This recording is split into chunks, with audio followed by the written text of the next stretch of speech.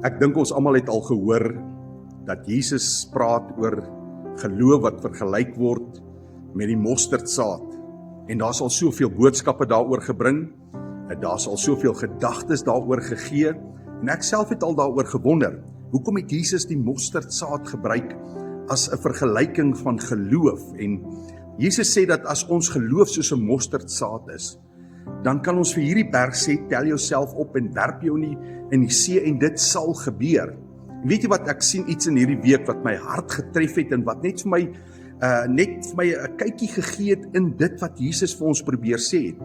In die eerste eeu was die mosterdplant, was daar 'n sekere tendens gewees, en dit is hoekom Jesus die mosterdsaad as 'n vergelyking gebruik het, want dis hoe hulle die mosterdsaad gesien het.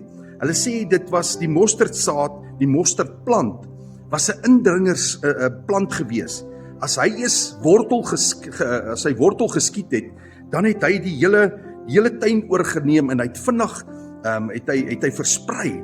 In die tweede plek het hy alle ander plante uitgedring en hy het 'n crowded geraak. Hy het dit oorheers, het hy die tuin oorheers. In die derde plek het hy die grond gedomineer, en hy het dit gedomineer tot hy die hele veld in die Engels sê dit geown het, dat hy dit vir homself gevat het.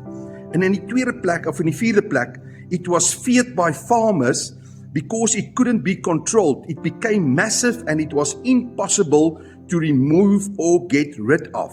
En toe ek dit lees, toe sê ek, Here, maar dit is hoekom U dit gebruik het, want hulle kon verstaan wat hierdie mosterdsaad is.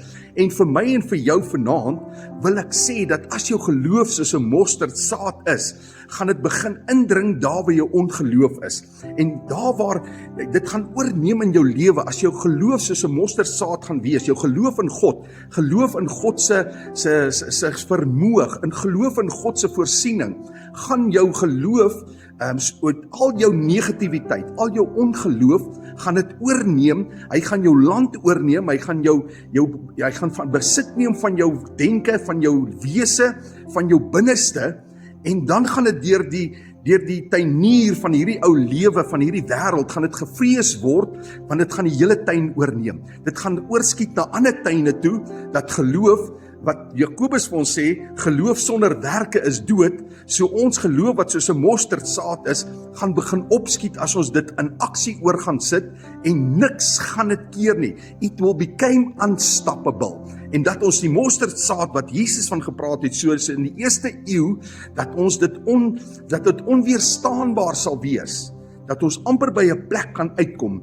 wat sê, Here, laat my geloof oorneem in my hart, in my gesin, in my huwelik, in my kinders, in ons gemeente, in ons gemeenskap. Laat U geloof oorneem, en ons weet, God sal met ons wees, en dan gaan ons vir hierdie berg sê, tel jou op, en werp dit in die diepte van die see, en hy sal dit doen, omdat ons geloof soos groot soos 'n mosterdsaad is.